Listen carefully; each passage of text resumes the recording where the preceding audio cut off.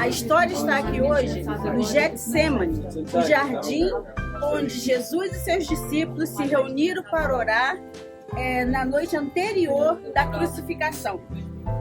Getsêmani é um jardim situado na encosta do Monte das Oliveiras, no Vale do Cédron. É um local significativo na narrativa da Paixão de Cristo. Embora haja consenso sobre a importância do Getsêmani, há debate entre os arqueólogos sobre a localização exata do local onde Jesus teria orado.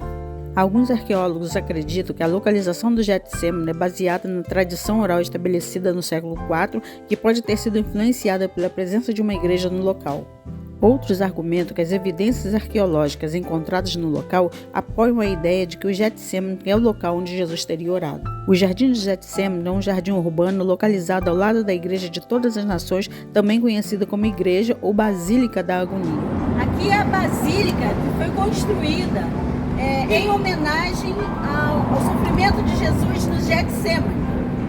Construída no sítio de uma igreja destruída em 614 pelos Sassânidas, posteriormente foi reconstruída pelos Cruzados e destruída novamente em 1219. O Império Sassânida, 224 a 651 d.C., foi o último império persa pré-islâmico governado pela dinastia Sassânida. Embora a presença sassânida em Jerusalém tenha sido relativamente curta, ela deixou um legado importante na história da cidade. A conquista sassânida de Jerusalém também teve implicações para a subsequente conquista árabe da cidade em 638 d.C. A Basílica de Getsêmani é conhecida como a Igreja das Nações porque foi construída com contribuições financeiras de vários países ao redor do mundo. O nome oficial da basílica é Basílica da Agonia ou Igreja das Nações e foi erguida no local onde, segundo a tradição cristã, Jesus teria passado seus últimos momentos antes de ser preso. A igreja foi projetada pelo arquiteto italiano Antonio Barluzzi e construída entre 1919 e 1924. Sua arquitetura é notável por sua combinação de estilos e pela utilização de mosaicos coloridos que representam os países que contribuíram para sua construção, simbolizando a universalidade da fé cristã. A Basílica do Getsêmani é um importante local de peregrinação para cristãos de todo o mundo e é considerado um símbolo da unidade e da diversidade da comunidade cristã global. A igreja atual foi construída sob as fundações de duas igrejas anteriores, uma pequena capela do século XII construída pelos Cruzados e abandonada em 1345 e uma basílica bizantina do século IV destruída por um terremoto em 746. Em 1920, durante obras realizadas nas suas fundações, uma coluna foi encontrada a cerca de 2 metros abaixo do solo da capela medieval. Fragmentos de um mosaico também foram encontrados. Depois destas descobertas, o arquiteto responsável imediatamente removeu as fundações modernas e começou as escavações da igreja anterior. Depois que os restos da igreja bizantina foram completamente escavados, a planta da nova igreja foi alterada. Os trabalhos continuaram na basílica atual de 19 de abril de 1922 até junho de 1924, quando foi consagrada. A igreja atualmente está sob a administração da Custódia Franciscana da Terra Santa. A capela foi construída usando fundos que foram doados por diversos países. Os brasões de cada país doador foram incorporados ao vidro do teto, cada um separado em sua pequena cúpula, além dos mosaicos interiores. Os países honrados são Argentina, Brasil, Chile, México, Itália, França, Espanha, Reino Unido, Bélgica, Canadá, Alemanha e Estados Unidos. Os mosaicos da semicúpula foram doados pela Irlanda, Hungria e Polônia. Já a coroa que emoldura a própria rocha de Jesus foi um presente da Austrália. Todas as doações multinacionais deram à igreja seu título atual de Igreja de Todas as Nações. A fachada da igreja está apoiada sobre uma fileira de colunas coríntias inseridas sobre um mosaico moderno que retrata Jesus Cristo como mediador entre Deus e o homem, de autoria de Giulio Bargelli. O teto com cúpulas, as grossas colunas e os mosaicos na fachada dão à igreja uma aparência arquitetônica bizantina. O prédio foi projetado pelo arquiteto Antonio Barluzzi, autor de diversos santuários e templos construídos no início do século XX. A menção mais antiga possível de uma igreja neste local é por Eusébio de Cesareia, por volta de 324 d.C.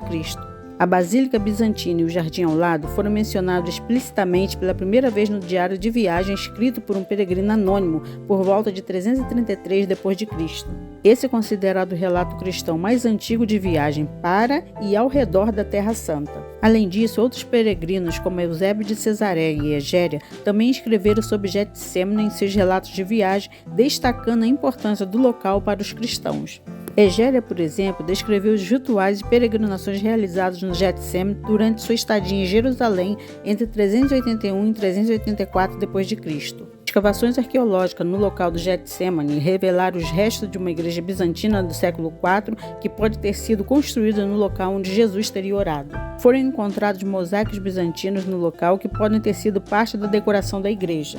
É importante notar que a igreja atual no Getsêmani foi construída em diferentes fases, como a primeira igreja bizantina sendo erguida no século IV d.C. durante o reinado de Constantino. Portanto, a visita ao Getsêmani em 333 d.C. é plausível e está de acordo com os registros históricos. Alguns arqueólogos acreditam que a caverna localizada no Jardim de Getsêmani pode ter sido o local onde Jesus se refugiou antes de ser preso. Estudiosos sugerem que o nome Getsêmani pode se referir a uma caverna na encosta do jardim onde Jesus pode ter dormido e depois saiu para ser preso. As descobertas arqueológicas no Getsêmani podem ajudar a entender melhor a história e a localização exata do local. De acordo com os 4 evangelhos, logo após a última ceia, Jesus saiu para orar. Mateus e Marcos identificam o lugar como sendo o jardim conhecido como Getsêmani.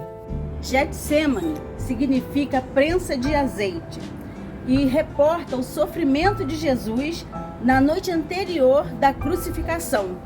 Então Jesus veio com eles a um lugar chamado Getsêmani e disse aos discípulos: "Ficai sentados aqui enquanto eu vou ali orar." E levando consigo Pedro e os 2 filhos de Zebedeu, João e Tiago, começou a entristecer-se e a angustiar-se. De acordo com os evangelhos, Jesus pediu que os discípulos orassem com ele no Getsêmani: "Ficai aqui e vigiai comigo."